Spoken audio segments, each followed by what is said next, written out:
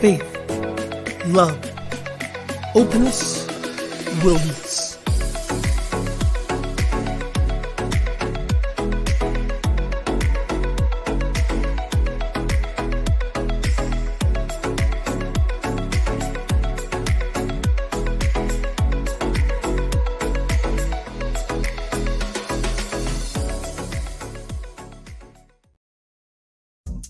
The Awake Shop by Rev Skip. Inspiration you can wear. Hats, mugs, hoodies, and tees. Visit theawakeshop.org today.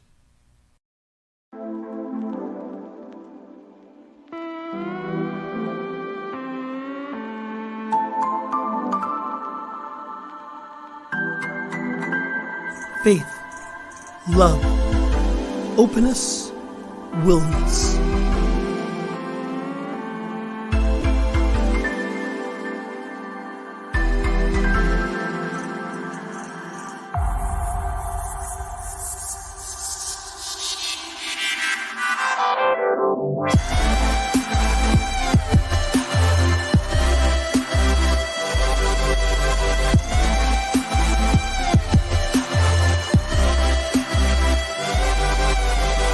You're in the flow with Rev Skip.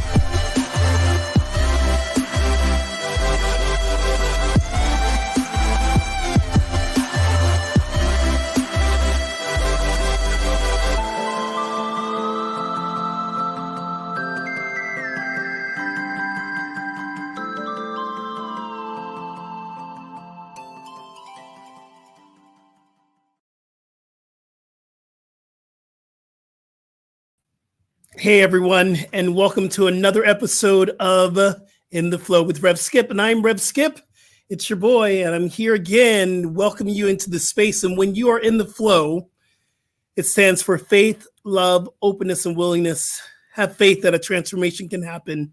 Love yourself through the process. Be open and willing to have a new experience. I welcome you to the flow. And we're live right here on the New Thought Media Network, which is my home. It's my people. I'm grateful to be able to do this live broadcast. And then later on, it will be a podcast audio. This afternoon will be up wherever you listen to your audio. So wherever you listen to your podcast. So I'm going to invite you to please subscribe, like, share, spread the love about In the Flow. So thank you so much for being here. And of course, I don't do this by myself. I have a partner in Shine. Thank you, Preston Smiles. And I'm going to bring him in right now. Diego, my partner in Shine. Well, what's happening? Good morning, Godling. How are you this morning? I'm doing really good, man. And you? How you doing? Excellent. I know you've probably been busy because of what's going on right now. Yeah. Well, one I won't talk about, but the other one I will talk about is the Olympics. Have you been watching? Yeah. Well, when I get a chance here and there, I've been keeping my prayers for Simone. That's really been taking my attention. Oh, thank you. Because think about it. Think about all that hard work she's been doing, but yeah, she'd gotten to the point where she realized that she really just needed it. It was costing her sanity, or she had to take them in. Yeah, you know what? Some prayers for her mental stability. Big shout out. Yeah, big shout out to Simone Biles. And listening to her body, listening to her mind, listening to what was going on, saying that I'm not prepared to go out and to do this. And if you notice, you know, the gymnastics is a dangerous sport. Mm-hmm. It has its risk. And if you're not mentally, if you're not mentally there, I was talking to our guests earlier offline. It's like, I have not had much sleep. So our tips today that I get into later on, it's about getting a little bit more sleep. But I've been up late watching the Olympics. And, you know, one thing I love about the Olympics is something I look forward to every 4 years. Not so much the Winter Olympics, but the Summer Olympics. You know, I ran track when I was a younger kid, and I always thought I wanted to go to the Olympics. It's a powerful experience of greatness and watching greatness. And, you know, when I heard the Olympics was going to happen in around this time, going to Tokyo in a state of emergency because of COVID, I was like, I don't know if this is a good deal or not. Right. But I had to shift my thinking, because I don't want to see the COVID, although it's very important that we remember, but I want to see the greatness of what could happen. And just watching the Olympics and watching the athletes come together and celebrate each other, didn't matter what country you're from, that's the spirit of the Olympics. And it sends a vibrational shift on the planet. It's been a wonderful experience. It definitely does have a vibration of unity and bringing us together once again. And like New Thought Media Network. Like New Thought Media Network. Oh, are we the Olympics of New Thought? I like that saying. Yeah, we are the Olympics of New Thought. Here's our coach right there. Oh, there's our coach Wayne. Hey, coach. Hi, Wayne. Welcome to the show. So good that you always check in, and thank you for all your wonderful comments. And everyone who follows the show and friends of the show, we really appreciate you from the bottom of our hearts. Thank you for your support. Oh, yeah, and we love that live interaction. If you're watching out there and you want to type in the comments of where you're watching at, say absolutely. Hello. Say hello for sure. So thank you so much, Diego. I absolutely love you, my brother. Thank you for doing what you do. Love to you, my bro. All right. And everyone, now it's time for our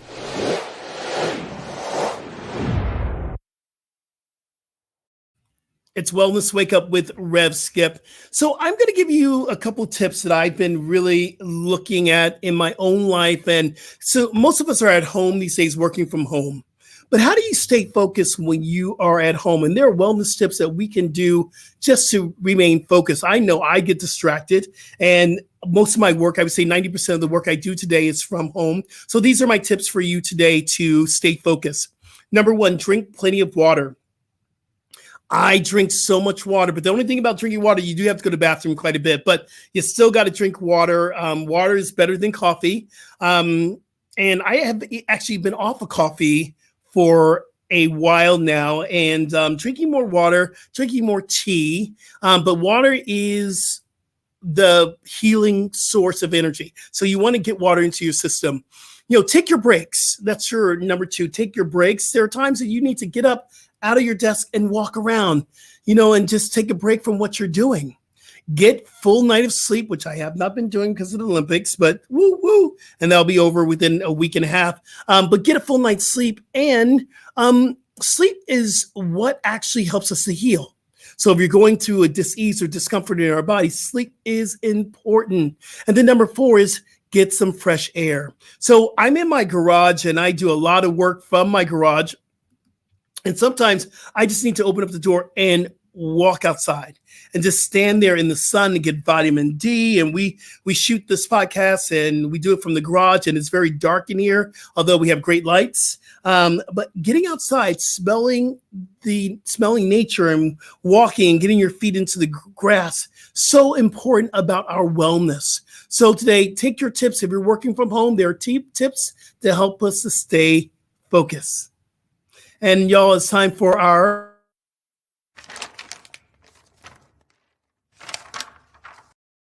Quotable Ponder. And our Quotable Ponder today is a quote from one of my favorite people in the whole world, is Janet Mock. And let me put up her quote, and this is what she says. There's power in naming yourself, in proclaiming to the world that this is who you are. Wielding this power is often a difficult step for many transgender people because it's also a very visible one.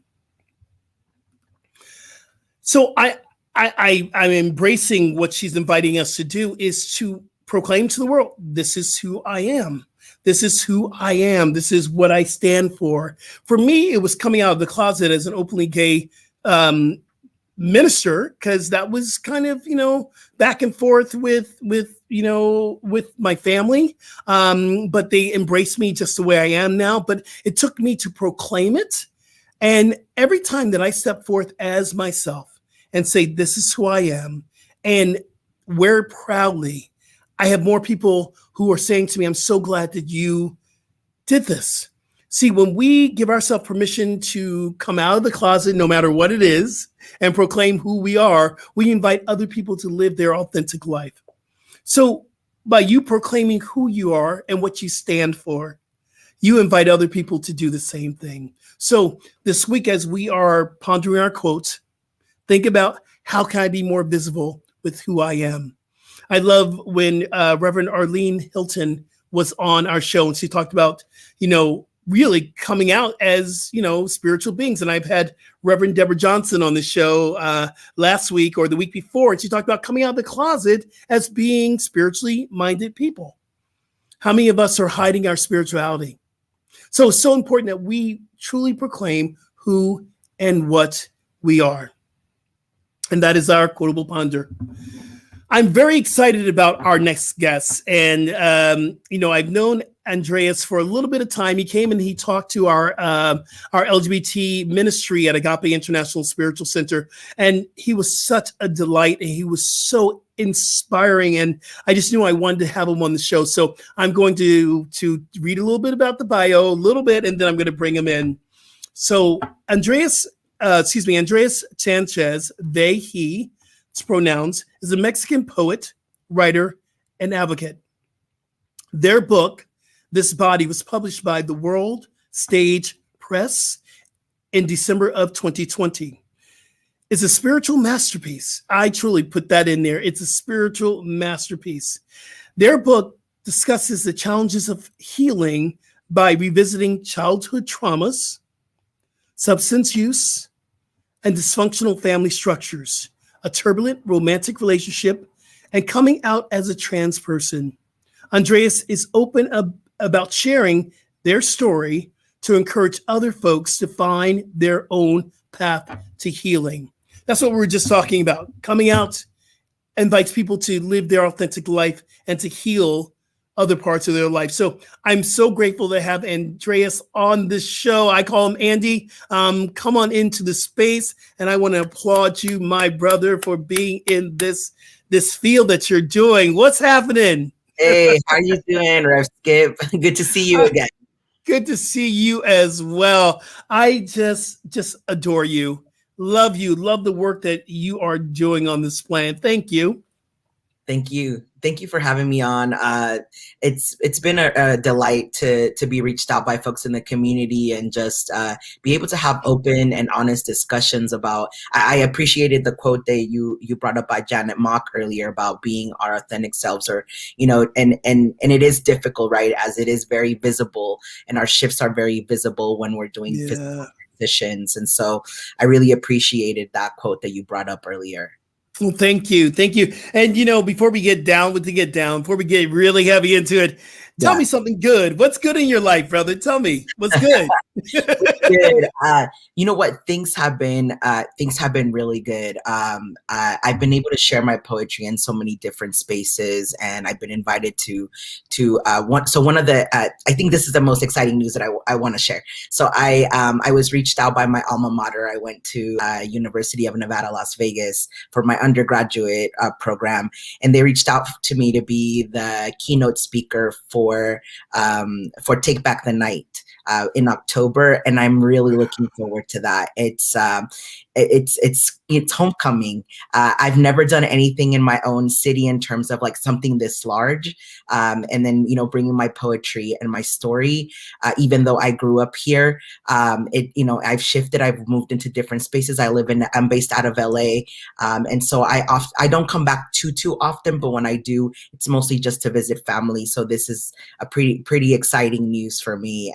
And that really is huge. Congratulations. That is so huge. I'm so inspired by you. What does that feel like when you're getting some play right now on this book called This Body? You got to be appreciating what you're doing here. Yes. Yeah. I mean, like I mentioned, a lot of, I've been getting reached out a lot more to either do readings, to share my story. My book talks a lot about, one of the things that I was very intentional about in this book is that I wanted it to be something authentic. I wanted it to be my story and from my perspective and what I experienced. And this also meant revisiting, right? You talked a little bit about in the bio, is revisiting a lot of trauma, revisiting a lot of triggers, and finding a path to healing. I was very stuck in. I was very stuck in kind of like this limbo where I didn't feel satisfied with where my life was going, and I hadn't addressed a lot of the things that happened, to me, and just they were just sitting there. And so it's been a really great opportunity not only to share my story, but also to connect with other people. I mean, the outpouring of love that I've received from community has been just really amazing. And folks are really welcoming, and it just feels good to be seen and to be validated as well. So, you actually published this during the pandemic. I did.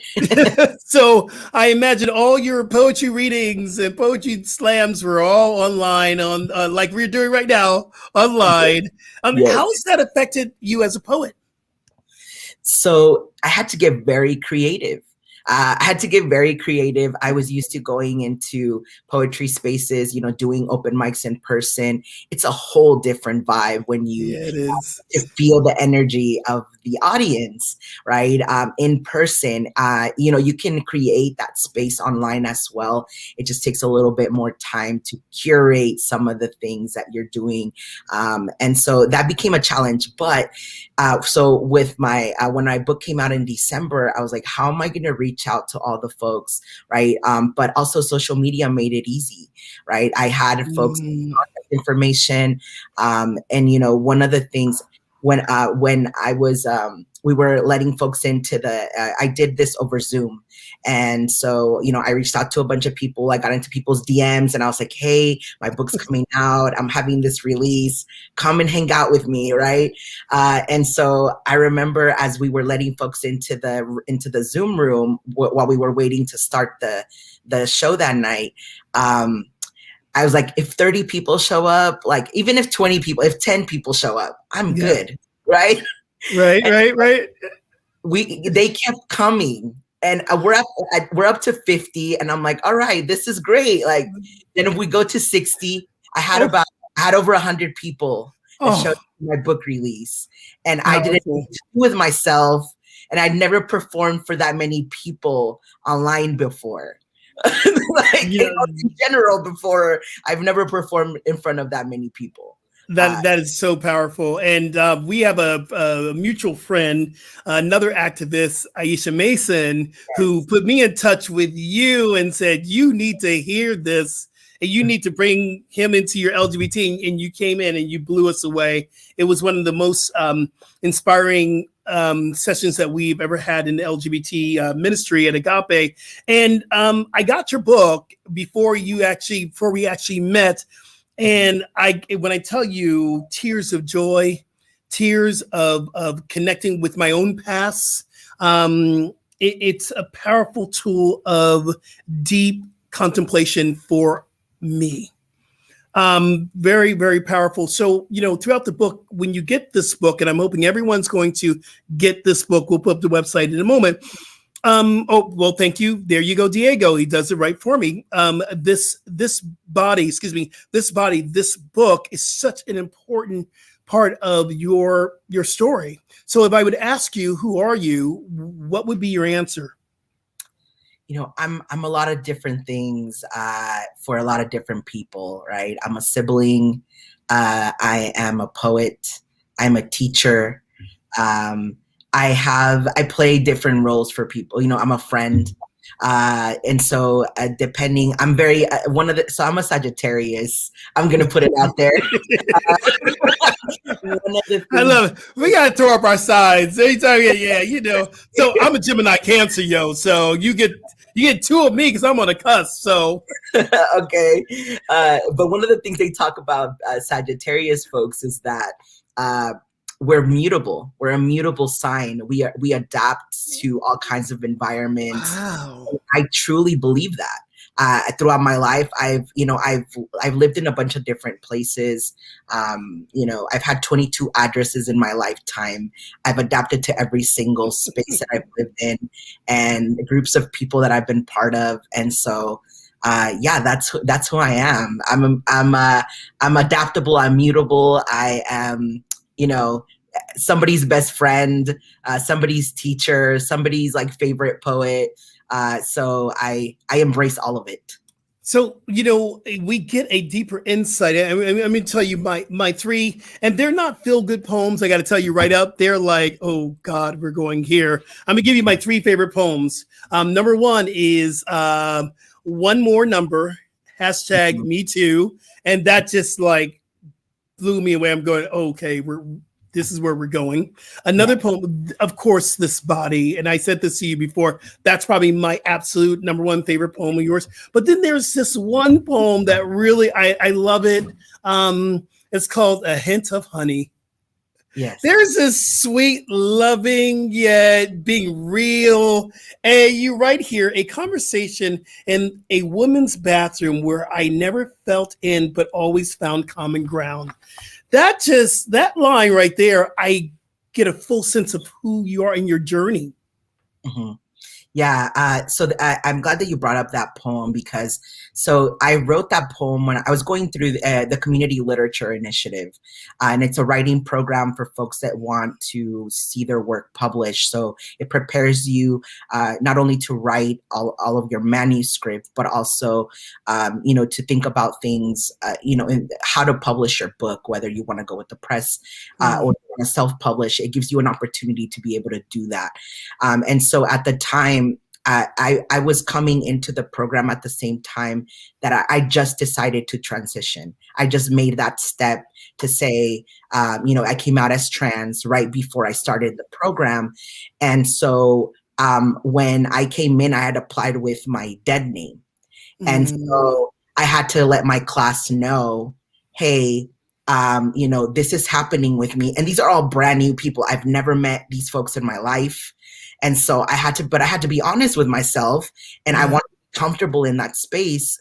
And and folks were so supportive. Like I still keep in touch with my class, but that poem that you mentioned, A Hint of Honey, was actually written because of one of my classmates. And the story is that at the time, there are no all gender restrooms. I was taking the class at USC, and so for safety, right? And we have to think about this, right? For safety, and this is what happens in a lot of spaces that don't have all gender restrooms. For safety, I have to go into the women's bathroom, right? And so, and sometimes even that's a little weird because people kind of like, hey, what are you doing here? And so I have to deal with all of those things, right? And so I remember that day, she walked in and she just kind of addressed it, right? And we talked about it. And we had this conversation about, what safety meant, when walking into restrooms. And also, she's like, I'm really glad that you're living as yourself. Oh. And that conversation took place at that moment. We were the only two in there. We were the only two in there, and we had this moment. And then I felt inspired. We had to write a dedication poem to one of our classmates. And I was like, I know exactly who I'm going to write about. And I wrote about that.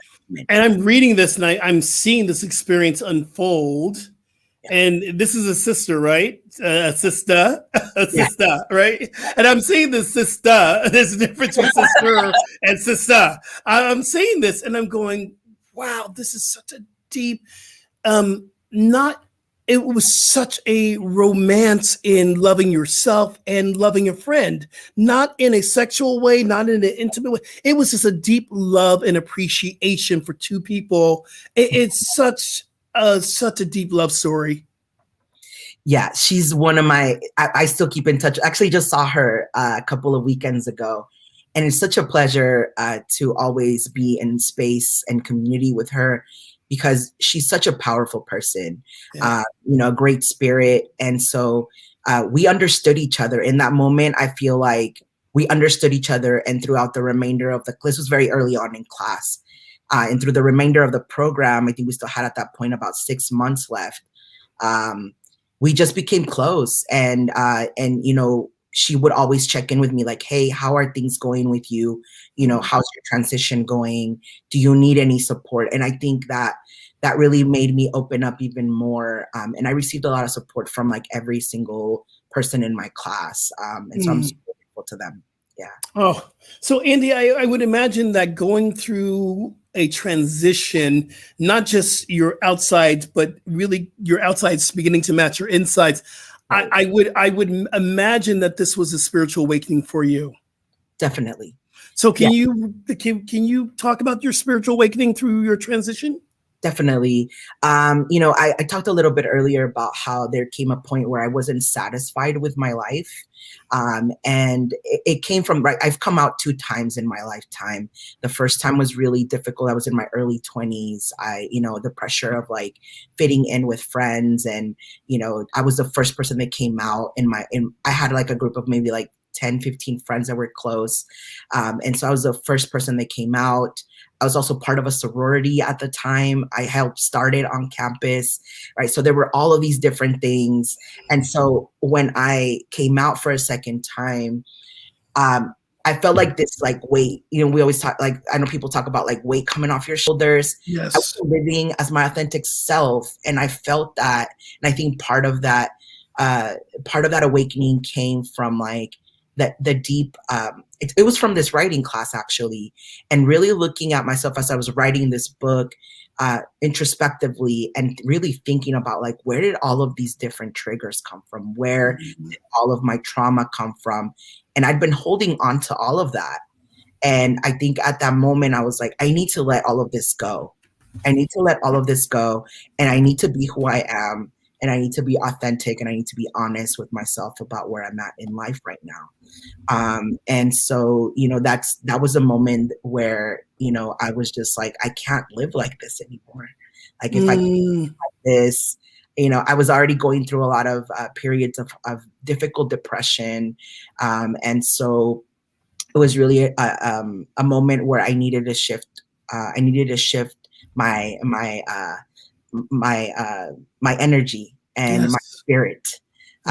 So yeah, that's where it happened. You write in This Body, you write in the poem This Body, in your book This Body, you write here on the third stanza, you write here, I've questioned my happiness in this body. I prayed, I've cried, because I want this body to be a masculine body.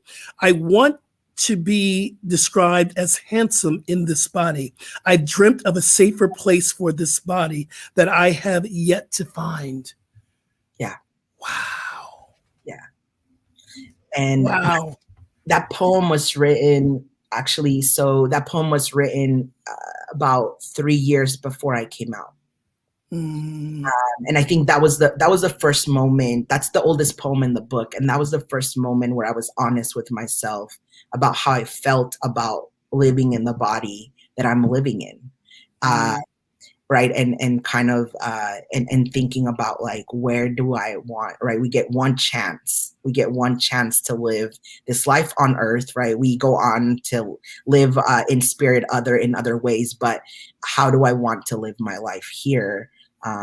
How do I want, right there, and so many folks to inspire. And there's a story of like how I came to that point, right, where I decided, I was witnessing, I was actually at my last job, I was translating for a patient, and they were there for their first consult because they wanted to get on testosterone, and it's a young Latino family, so the young person was probably around 13 or 14, and so I watched the parents go. They were sobbing because they felt like they were losing a child. Yeah. So, and their child is like, no, like, I am your child, but this is who I am. And that became a very, very powerful moment for me, because I was like, this young person is like more than half my age, or less than half my age, right? And so, and they're so brave in like just stepping into who they are, and, just thinking like, I'm older, like I'm more independent, right? I don't have to depend on, family members or, parents to like decide things for me, and I'm so scared. Like, I felt scared at that point. And they were actually the reason like that made me decide that I needed to step into myself. And you also mentioned here that you prayed. What was your conversations with God like during that time? I asked for guidance. I asked for answers. I think I was really angry. I want to say this for a long time, and I think also with like my queerness, right? I had a lot of I've had a lot of issues with defining what spirituality is for me and who I pray to. And so at that moment, it was more of asking for guidance, and also expelling a lot of anger of why am I in this space? Like, why have things been so difficult for me? Why can't, can I just step into myself? Can I just live as myself? But also asking for guidance, right? So I had to expel that anger first. And then also, just asking for a lot of guidance, asking for a lot of wisdom around how to navigate this process socially.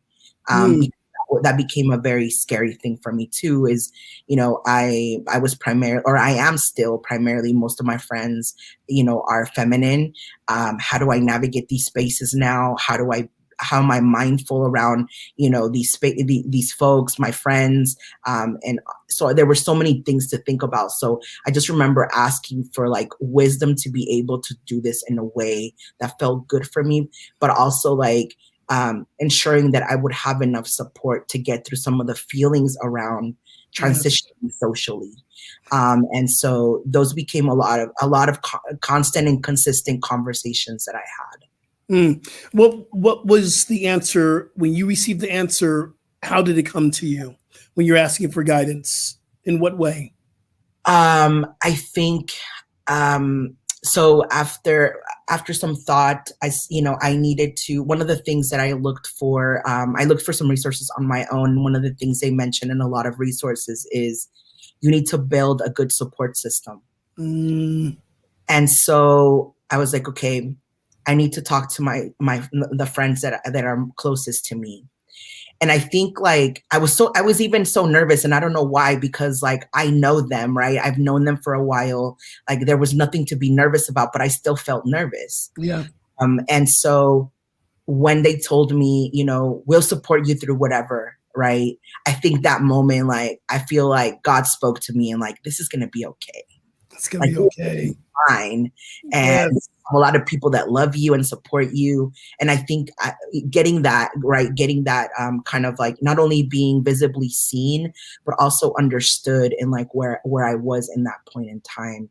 And so, it just became that became a revelation for me. Right. And that I felt that I was going to be supported no matter what. And so, because I had a lot of fear around telling my friends, until I told them that, and they were like, why, we've been here, we would never step away from supporting you.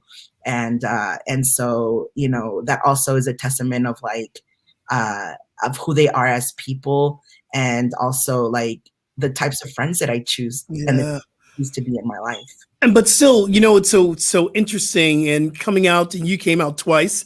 I came out twice myself. I came out, then went back in the closet and came out again. But we're not 100% sure who's going to support us.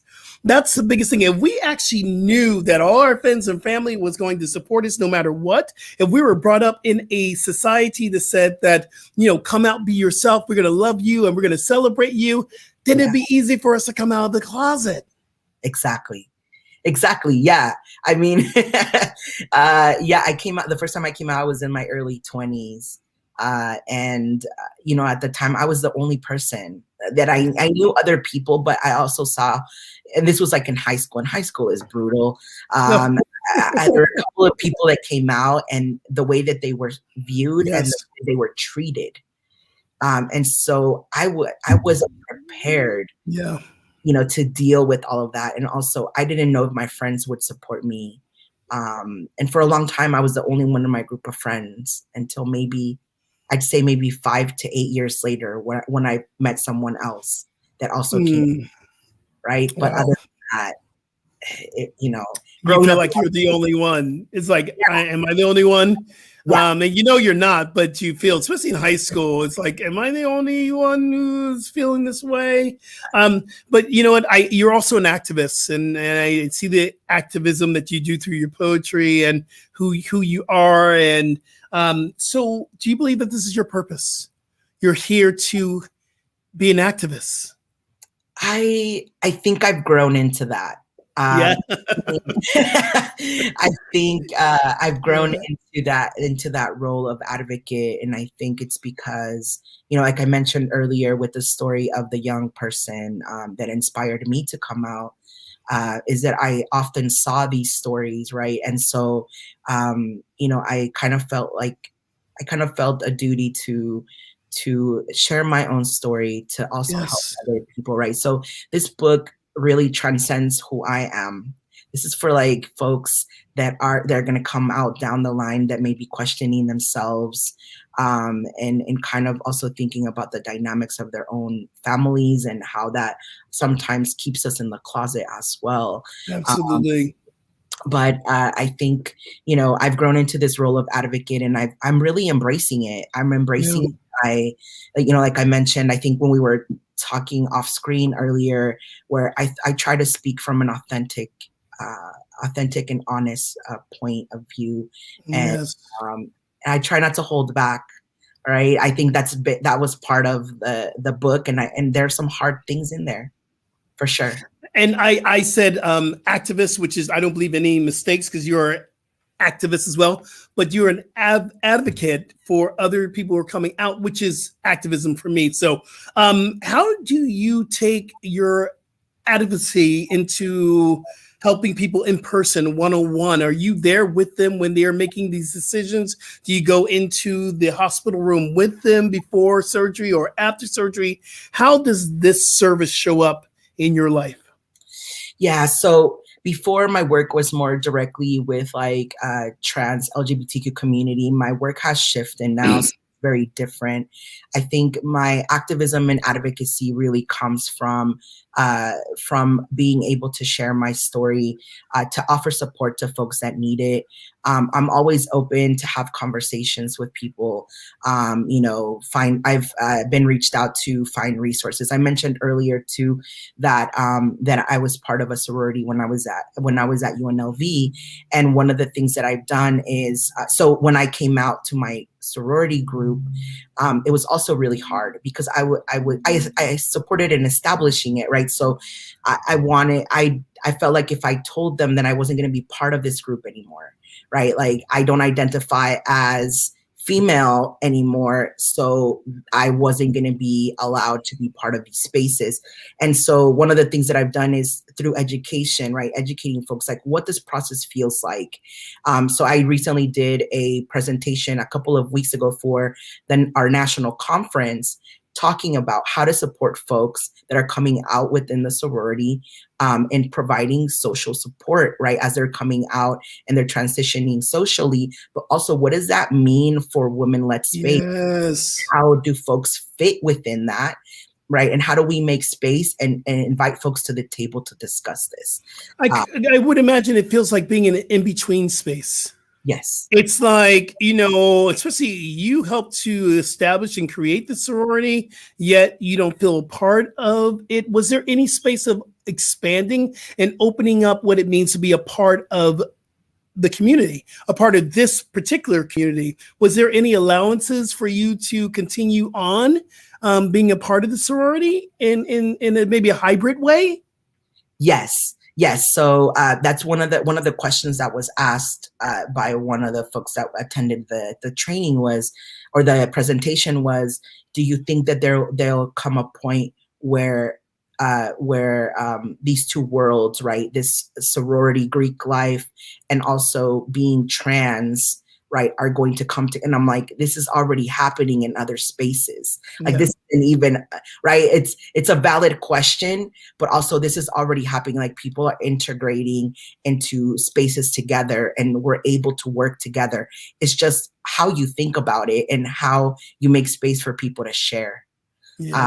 That's all it's and it's all language, really. It is all language. It is all language. It's so funny. I was having a conversation with a couple of friends of mine. We were talking about when that word non-binary came up. It was like, I had to go and look that up because I wasn't sure. And people were asking me. And here I am, the co-director of a LGBT ministry. And I'm going, okay, this is something new. Let me go and research this. And it's all about language, and it's all about redefining our language now, and really meeting each community right where they are, the sub community within the community. We must be able to re-establish our language, and I love that you brought that up.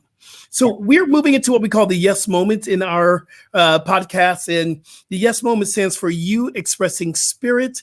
And this is where I get to step out, and I'm going to invite you to come in and give us a couple of selections of your reading from this book. Everybody, this is our brother, Andres Sanchez, in his yes moment. Thank you. So I'm going to share two pieces, and actually Rev Skip kind of shared an excerpt of the second piece that I'm going to read. But this first piece really attests to my journey. And so I want to read this poem called I Am My Roots. At first, I was from the motherland. Frijoles con queso y bolillo raised me. Corn tortillas kept me alive. I'm from where the eagle perched on nopales, green as the mountains the Aztecs called home, white as jicama con chile and limon, red as the blood of my indigenous mothers. I came from maternal abuelos raising me as their own for 2 years, from pan dulce that sweetened the days I mourned the absence of my parents.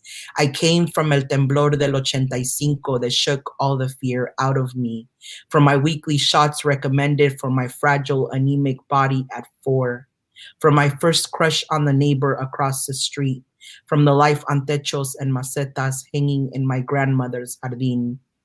I left custom-made baby clothes bought with my mother's work in La Tortilleria for secondhand clothes given to my father by his co-workers, traded homemade sopes for cheeseburgers made the American way. Santa Ana raised me for a few years, taught me English, but my mother never let me forget my first language, so I kept the Mexican accent cemented on my tongue. Tustin became my 4th and 5th home. Here, I quickly learned my differences when a white boy used the rock to split my head open. What are you? Where are you from? Became questions I could not answer, even when I felt the drips of blood from my wound. Cali kept my heart always, but I was raised in a city translated from the meadows. Las Vegas blazing desert summers. The rays of the sun seep deep into my skin each day, browning more. Red Rocks became my playground. I wore a cap and gown for the first time in my lineage, repeated again 6 years later. Destiny called. I have never dug a hole deep enough to hold my roots in place. Until now, I've only encountered malnourished soil too soft to hold them down. My 18-year-old sister helped me drive my green Ford SUV back east near the Potomac River. Military base and Pentagon were my backyard. The Smithsonian offering free history at my fingertips. Again, hardly any history was mine. None of the apartments that I lived in could hold enough of my sadness, so it overpoured into the streets, made it to my work desk where I embraced my passion for health. I learned to travel, took myself on road trips to escape the isolation, got my first passport, planned trips, made a list of places I wanted to go, then packed my tiny car and watched it get shipped back west. I arrived in the city of angels on March 10th, 2014, with broken heart but more hope. I learned to become a master, cap and gown now becoming a legacy. Unpacked years of trauma, became my true self, learned my way around the freeways and the neighborhoods, made significant friendships. I still struggle with calling any place home. Pack, unpack, repack, live out of boxes, survive with the lessons from when this journey began. I am temporary, like how my spirit lives in this body temporary. I claim no hood.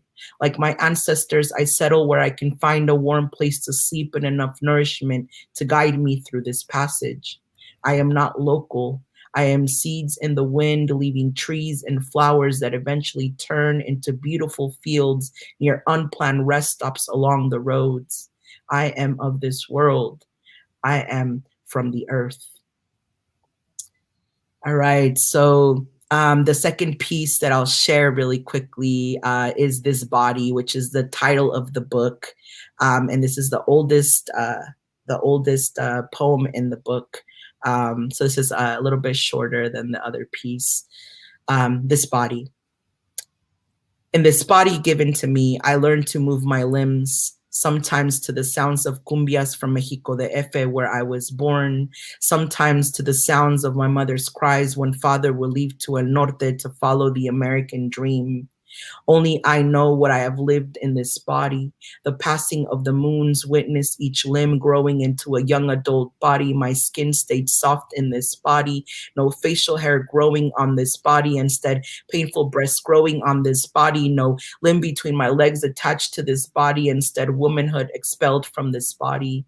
I've questioned my happiness in this body. I've prayed, I've cried, because I want this body to be a masculine body. I want to be described as handsome in this body. I've dreamt of a safer place for this body that I've yet to find. I know there is something bigger than the memory of this dispossessed body. Bone and flesh are weak because of the heartbreak past lovers have caused that I don't know when I began to carry them instead of me in this body. I've learned to be loved in this body, feels what it's like to be touched, but I'm not sure what it means because I cannot weigh myself in this body. I'm ready to take back my beautiful body. I want to feel again in my body. I want to breathe love through my body. I want my body, my feminine but masculine body, wrapped up into blissful perfection. I gotta give you the snaps on there. Thank you for sharing those two powerful, prolific poems. Wow, touch me in the heart. And I wanted to ask you last time that we met and didn't get a chance to ask you. On the cover of This Body, there is your heart, and there's flowers coming out of the heart, which I love this cover. Explain a little bit what does it mean? Yeah. So I actually designed the cover of my book. And I wanted it to be something that represented my healing process. And so in the heart is a connection, right? It was what keeps us alive. And it's a connection. It's connected to all parts of who we are. And so the flowers are a mix of lavender and of dandelions. And dandelions have a lot of healing properties. Mm-hmm. Folks drink it as tea. They eat it in salads. You can actually eat the green leaves. And so, when I thought about the healing process, the dandelion root is often just seen as a weed. But it actually is it has a lot of powerful properties to it. I eat my leaves. My dandelion leaves are good, y'all. Yeah.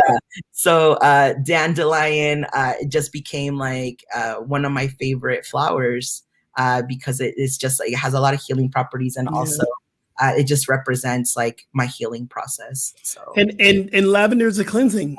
Lavender is about cleansing. So it's a very powerful cover. Andy, thank you so much for joining us on In the Flow. I really appreciate you. I adore you. I am grateful that you came into my life. Every time we get to speak, you inspire me. Your writing continues on to inspire me. Where can we find you online? Yeah, so I'm more active on Instagram. I do have Facebook, but Instagram at this_poet_travels. You can also find me as Andres Sanchez on Facebook. My book can be found on the World Stage website.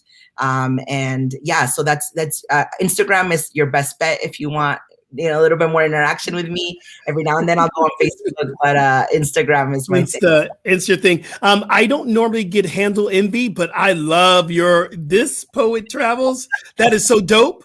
That is such an incredible handle, dude. How'd you come up with that? Who gave you that handle? So I talked to him. Actually, I came up with it. I talked to my first poem about traveling. Traveling became a way for me to kind of like to escape a lot of like isolation that I was feeling when I was living in the East Coast area. So I would take road trips, and I did a couple of like traveling things there. And so when I was thinking of a new name, I had a different name and I didn't like it. And I was like, I'm going to mix my poetry and traveling together. I could post photos of my travels and then like post my poetry stuff too. So I just kind of mix those two loves together. I love it. Are you traveling this year? As we are, I am very cautious about saying that we're ending the pandemic because I don't think we're ending it yet. I think we have some other stuff that needs to be done here. Mother Nature is saying, hold on, there is still work for y'all to do. Yes. So, but are you going and traveling anywhere this summer? Are you getting on the road? What are you doing? So I actually just came back, and I think that we made it just in time before this whole surge is happening right now. So I just went to Yellowstone. Oh, that place is magical. I want to go back and I want to explore more of it, but talk about just like open space that's been untouched. Like it's just like green and it's beautiful, like the rivers, the lakes, like all of that. So I want to go back. So I just came back and we did a 2-day trip into the park. And then I traveled through Idaho from like west to east Idaho. So we did like a whole road. I did a road trip with 4 of my really close friends. And that was really awesome. I love that. I'm going to date myself. It wasn't where you went to Yellowstone. Is that where you went? Yellowstone. Yeah, Yellowstone. Okay. So I'm going to really date myself.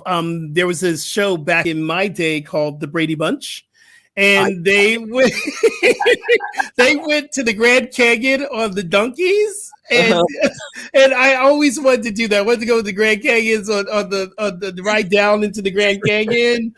I imagine, I've never been to Yellowstone. I know that is probably on my list to do, and I've never been to the Grand Canyon. So you're inspiring me to get out when we can get back out, and I need to go see these American national treasures. So that's very powerful. Everyone, please follow Andres Sanchez at This Poet Travels on Instagram. Please pick up his book. I guarantee you it will change you from the inside out. You can get his book, like I said, on worldstagepress.org/product/thisbody. The link will be in our program notes for the podcast and for the live that's happening right now. So you can get that link in our description. Also, you can take me home and not cook me breakfast. You can go to my website, skipjennings.com, find out about my book, The Little Book for Big Transformation, where I do my live events on Insight Timer and my guided meditations on Insight Timer. Sign up for the newsletter, find out more about my Tuesday podcast on Unity Online Radio with Reverend Jackie Fernandez and with Faith Rivera. And that's Tuesday at 1 o'clock Pacific Standard Time, and that is, or Pacific Daylight Time right now, and that's on Unity Online Radio. Also, hey, Malou, how are you? Malou's is checking in there. Hello there. Good to see you. Also, make sure that you follow the New Thought Media Network right here. Make sure you like the page, share what we're doing, share my page, really get this information out there that we're here to make a difference. And you can donate by going to ntmedia.org/donate. You could donate directly to this ministry because it is a Center for Spiritual Living CSL ministry. So please continue on to support. And I take donations as well. You can find me on Venmo and PayPal, and that would be skip@skipjennings.com. Make sure you head over to the awakeshop.org. It's awakeshop.org. The Awake Shop by Rev Skip, and all our t-shirts, cups, and mugs. And we got some new designs that's coming out in the next couple of weeks. New hats, and we have new cups and mugs and water bottles. You can keep yourself hydrated. Drink lots of water as one of our tips this week. and 10% of everything that we do will go to someone or some company that's making a difference upon this planet. So we are here to make a difference, and that's it. If you want to get the rainbow in the flow, that's there as well as part of our Pride collection, and 10% of that collection will actually go to the Trevor Project, helping our youth LGBT to stay alive and not think there's something wrong where they have to check out. So that's what the Trevor Project's all about. So please support them.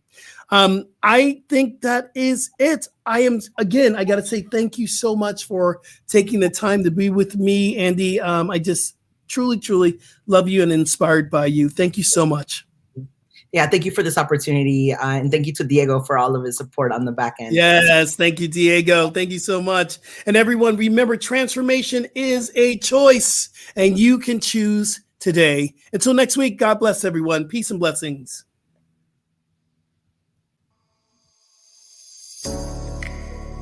Thanks for joining us on today's episode of In the Flow. If you enjoyed this programming, please help us spread this joy. Be sure and give this video a like, leave a comment, and don't forget to subscribe. New Thought Media Network can be found on Facebook or our YouTube channel. Additional contributions are greatly appreciated at ntmedia.org/donate or find Rev Skip on PayPal and Venmo. Tune in on Fridays, 10 a.m. Pacific, 11 Mountain, when Rev Skip welcomes a new guest.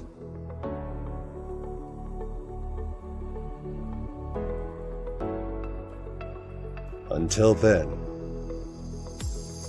faith, love, openness, and willingness keeps us in the flow.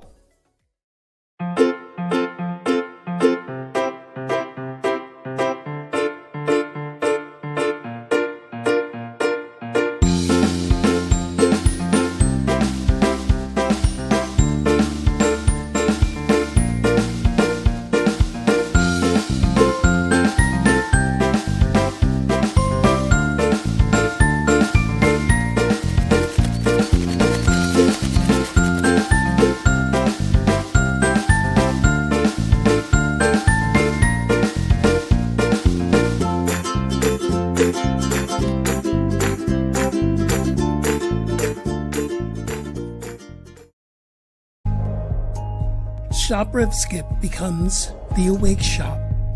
Inspiration you can wear. T-shirts, hoodies, hats, and mugs. Head over to the Awake Shop now. awakeshop.org.